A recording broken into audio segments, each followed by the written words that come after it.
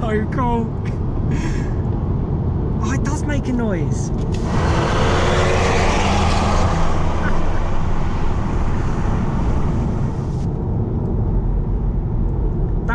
That sounds really good, actually.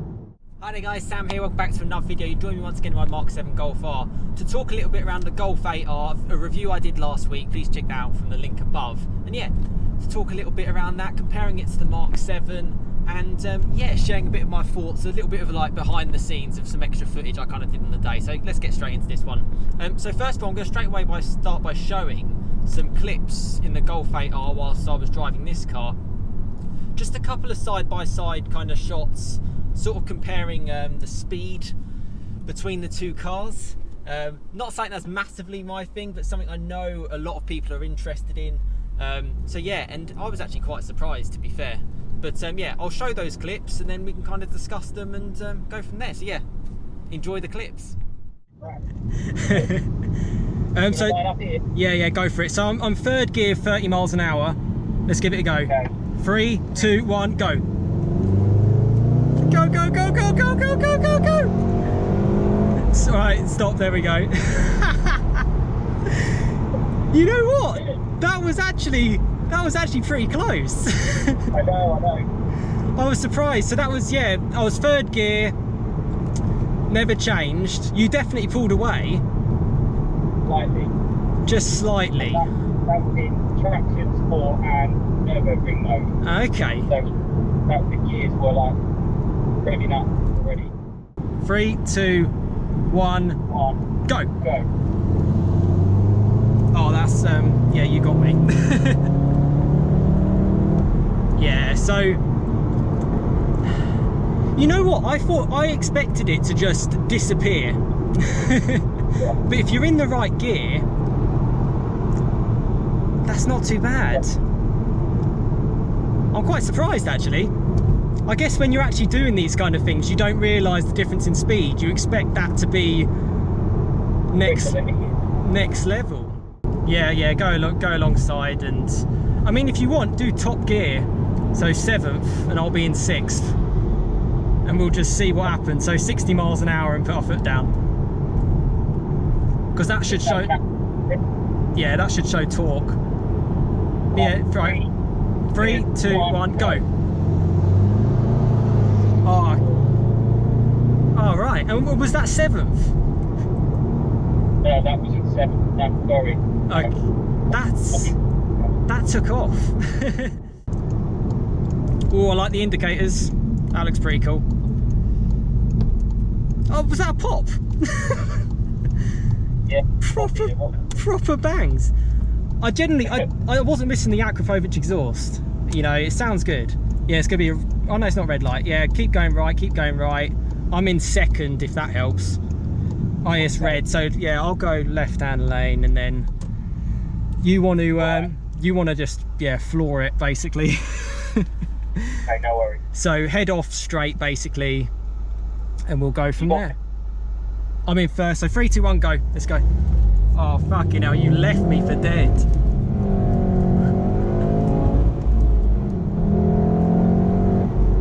Okay. I'm glad they caught that on camera. That was like, you absolutely flew. That bloke was nearly as quick as me off the line. Yeah. Oh man, let me go in front. Was that just normal, just launch, just like you just in the gear? That was launched in front. Right, okay. You absolutely flew.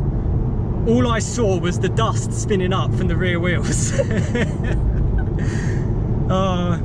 If you want to just go flying past to 70, I'll just get you on camera. Is there a camera? No, on my GoPro. So.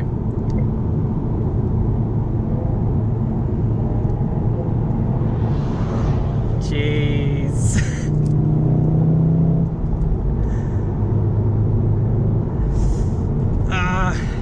You're going to end up costing me a lot of money, Jack. I'm going to end up buying one.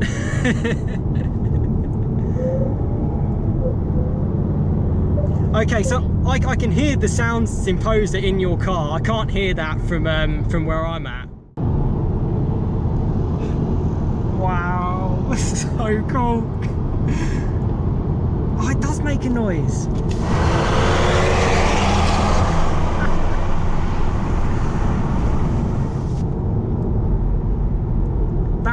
That sounds really good actually.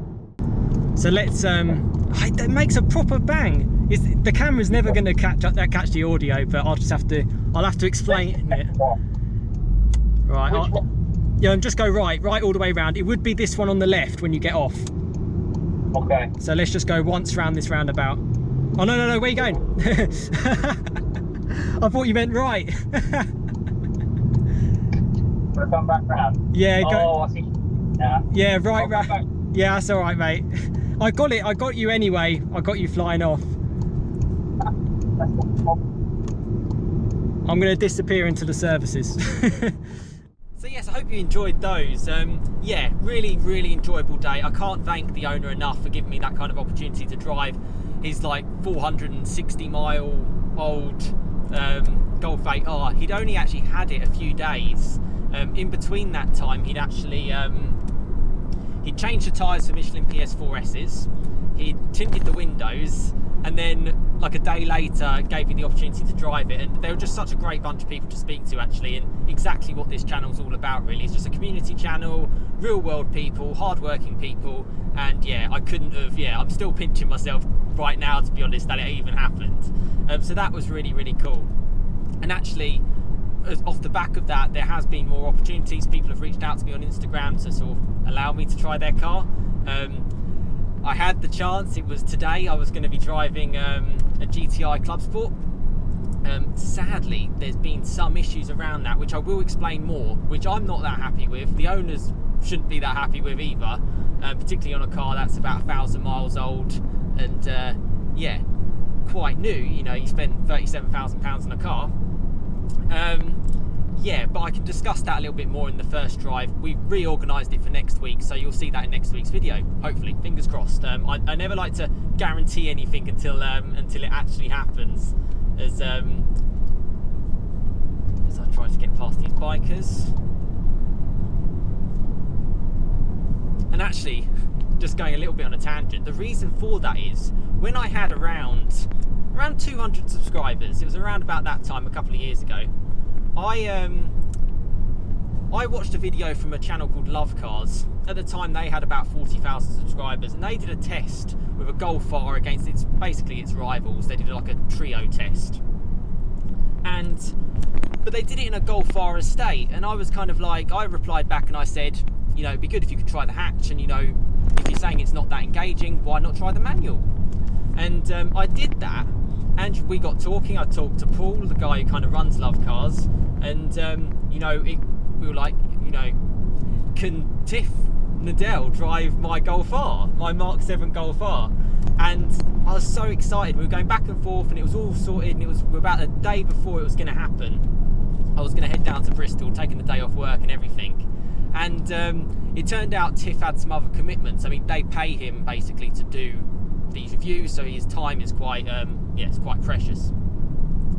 And it was like really disappointing. They did some Civic Type R test, I think, in the end, which I actually think on their channel did really well. So fair play to that. And yeah, we were going to reorganise something. I sort of said, you know, I'm available, whatever, you know, let me know. And they didn't get back to me. And since then, actually, their channel's flown. I think they're on about coming up to 200,000 subscribers. So that's pretty bonkers. So fair play to them. But what I'm trying to get at in a long way is that until things happen, I'm never going to basically let you know about it in some ways. Yeah, so I'm never really going to massively let you know until something's definitely happening. And like even when I was waiting for the guys to turn up on that day a week ago today, I was still like, they're not going to show up. I don't know these people who own this car. You know, they're just having me on. I've just travelled out up here, and I'll just be turning back. That's generally, you know, that's how I felt. And you know, I was so happy that it was it all sort of worked out. And you lot have really enjoyed the video actually as well. That's the big thing. I think when I checked it just now, it was around 9,000 views. It's definitely one of my best liked videos within a first week for sure. And yeah, it certainly gives me encouragement to do that kind of content, to share it with you. That's what I'm going to push for. Takes a little bit more time to organise and get sorted, but you know, it's something I've always wanted to share, and I can't thank the people who allow me the opportunity to try their cars, such as this subscriber, and for the potential one for next week in the GTI Club Sport as well. I had a good chat with him yesterday, as I have with both of them.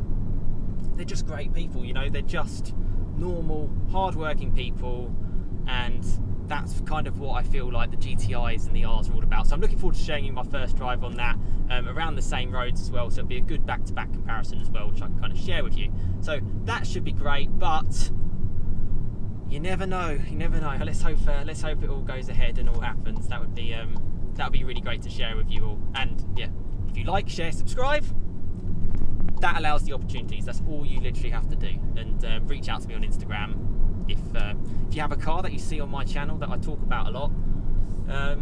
Yeah, that's the way to go on that side. So I'm just out on a casual drive in the 7R. I hope you enjoyed those clips of the 8R. It's just going to be me kind of chatting about my kind of thoughts around the 8R now that I've had a kind of week to digest it. I'm not in the moment of being like, oh my god, this is just amazing. And I can kind of share my comparison between a Golf 7 and a Golf 8 and a Golf 7R and a Golf 8R, which I feel people, you know, would like to know.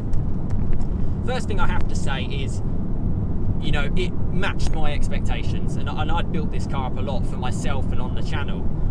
It's a really good car. It's a really good car. If you've got one, you know, you should not be disappointed. You shouldn't be thinking, oh, wish I went for that, wish I went for that. It's a great car. What I was surprised about, and what you saw a little bit on those sort of side-by-side races, is actually the performance gain in the real world isn't necessarily as huge as you would quite think, particularly if you're in the right gear. I think I did a third gear pull against the owner, who was also in third gear, and it wasn't too much in it. It was only once you sort of got up to sort of the speed limit that you could see that the 8 would just completely demolish it.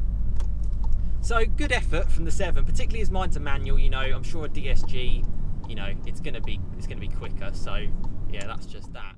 And you know, I got some great comments as well. One of them being like, well, some people were saying, oh, you're not going to be happy driving home in your 7 now. Well, actually, I wasn't too disappointed at all. I was still grinning from the fact that I drove an 8R, and I'm going to be completely honest with you, this car that I'm sitting in compared to that car, the price point is huge. You know, a performance pack 8R at this current time is £42,000 list. My car today is probably around £16,000 list.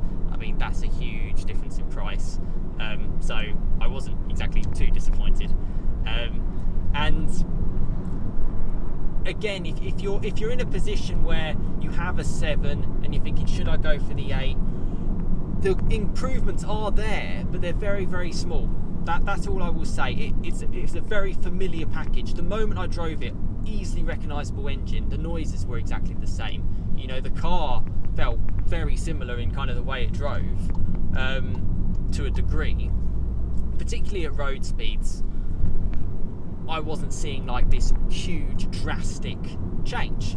The infotainment's obviously, you know, it is what it is at the end of the day. I think if you're a real tech type person for car tech, I think you'll enjoy it.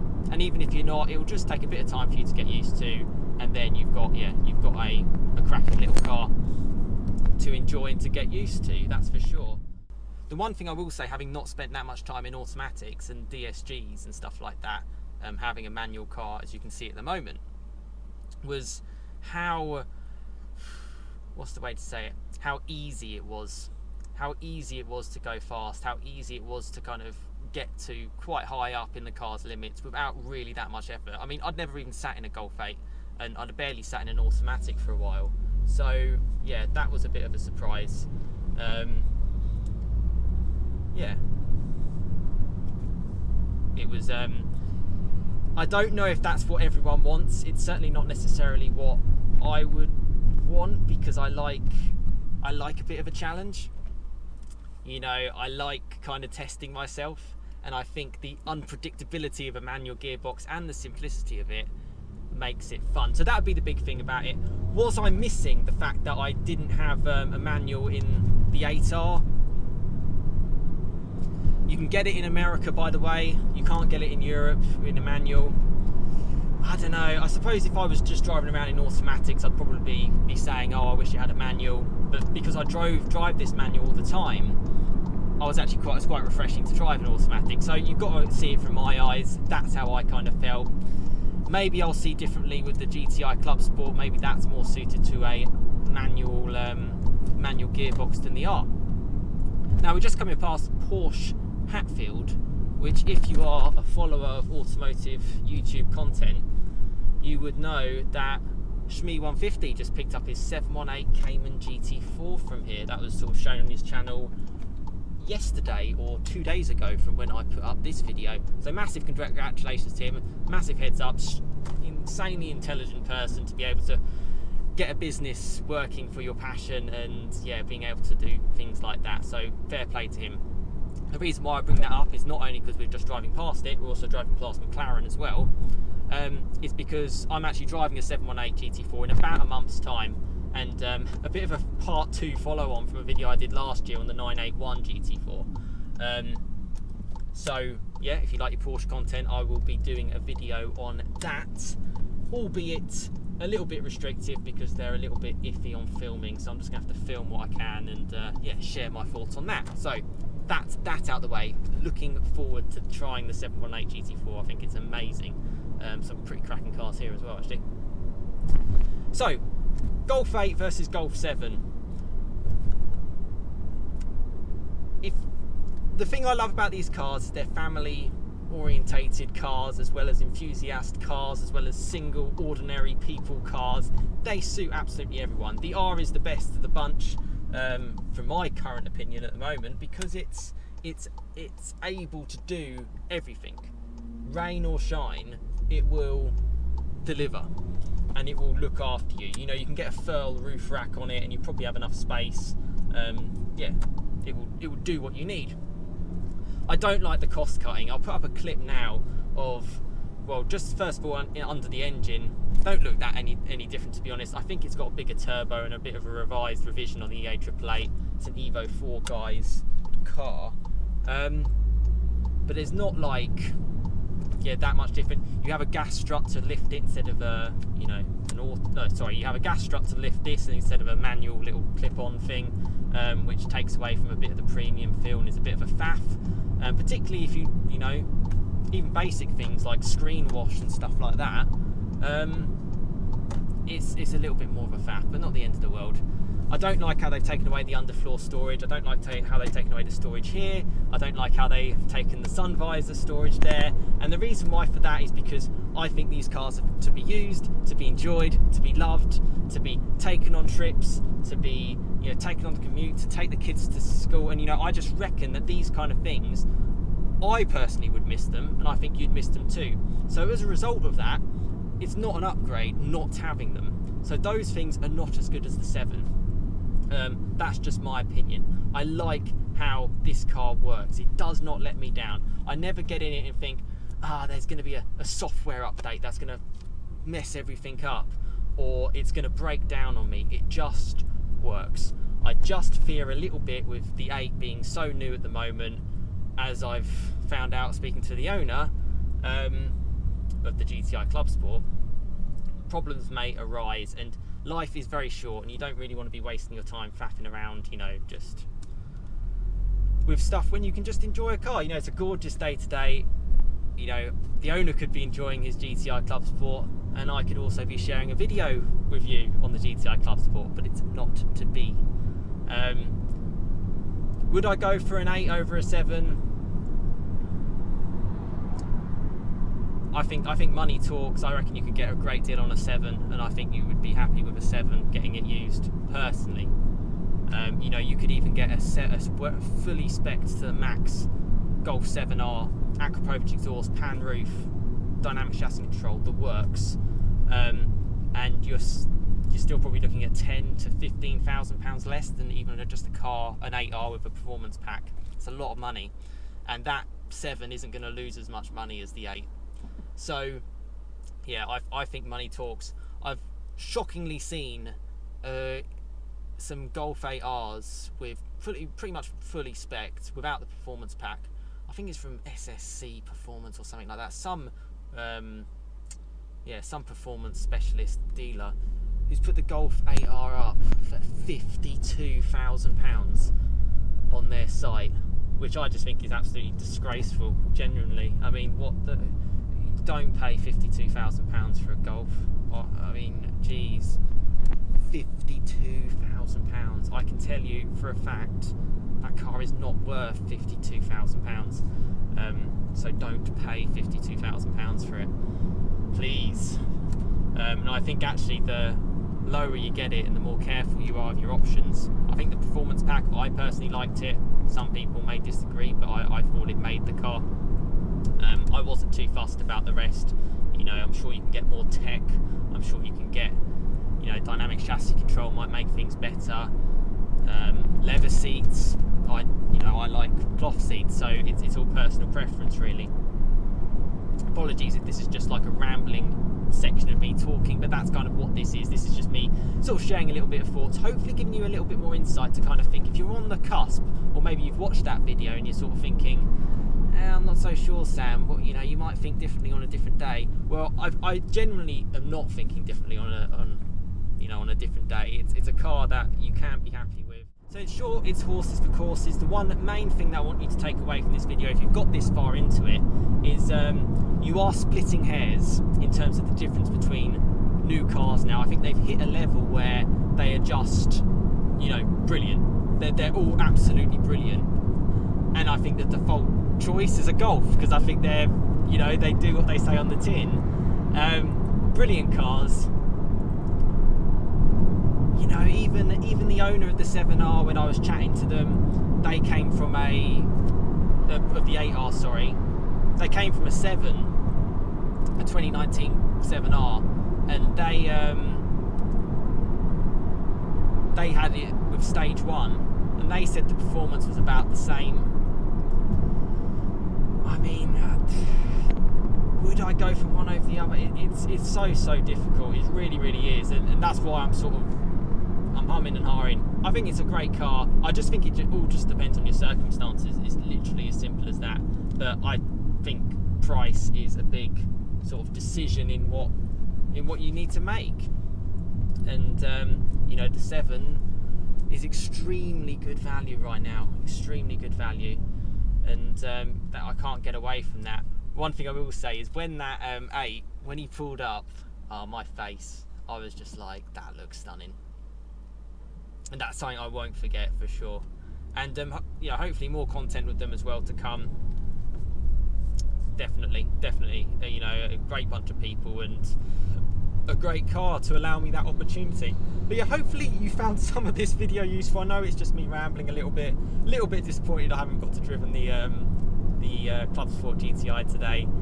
But yes, alas, another day and another video for next time. And I hope you've enjoyed the clips at the start as well. That was kind of the main part of this, a little bit of behind the scenes, I guess. And you can kind of judge what you want to judge from the clips that I've shown. And yeah, great car. I think cost cutting is quite obviously there for the people who are in the know of what you get from the 7, but build quality and actually sitting in the interior and stuff like that, I was well chuffed. I thought it looked great. You know, I thought it was an improvement over what this is. And yeah, you know, it was a bit like playing Forza or Gran Turismo or something with the dials, which, you know, if I wanted to play Forza or Gran Turismo in a fast car, I would do that. I just think, yeah, I mean, we're about to get overtaken by a Tesla. We are going to get to a stage in not that long, 10-15 years time, where people won't need a license. You'll get into a car and it will drive itself for you. You'll put in a destination and it will do what it wants, just like that Tesla probably can. That's really sad. That's why I was so happy to drive the cars and get the chance. I think the E8 AAA engine is a brilliant car. I think they've revised it consistently over the years, VW, and they've got a great motor. It really does pull. It really is efficient. Yeah, a masterpiece. And unfortunately, it's going to have to be binned because the world is sort of pushing everything into a different way. You know, it's not even like they can combine it with some sort of hybrid solution now, because particularly in the UK, they're just sort of saying, no, it's electric or nothing, because that's the solution apparently. But yes, as I cruise back home, thank you so much for watching, thank you so much for supporting that video. All I can say is like, share, subscribe, and it just gives the opportunities to have those opportunities and to share it with you, and I'm so glad people enjoyed it, found it useful. You know, it's everything from here on now from my channel is bonus territory for me, simple as that. I was really happy to have the chance to do that and meet the owners, and yeah, hopefully you enjoyed it too. But thank you so much for watching. Hopefully you gained a little bit more insight from this video. Hopefully it's not too long and bored you out, and if it has, then hopefully you enjoyed the first 5-10 minutes of the 8R against this. And yeah, let me know your thoughts in the comments, what you think and what your opinions were maybe from those kind of clips. And yeah, stay tuned for another video, hopefully next week, GTI Club Sport. But again, I can't promise anything because you just don't know. And for those people who've reached out to me actually as well, and yeah, because I had a few people actually drop me a message, and I massively appreciate that. Yeah, thanks, and yeah, I'll see you again next time. Enjoy this beautiful, I mean, it's a Saturday morning, I'm literally just so chilled out. Enjoy it. Well, when this video comes out, I hope you've had a good rest of your weekend. Hope you have a great rest of your week. And yeah, like, share, subscribe. You'll see more content, hopefully similar to like the 8R kind of stuff that you saw last week as well. But thank you so much for watching. Let me know any questions. Let me know in the comments below, and I'll see you again next time. Cheers, guys.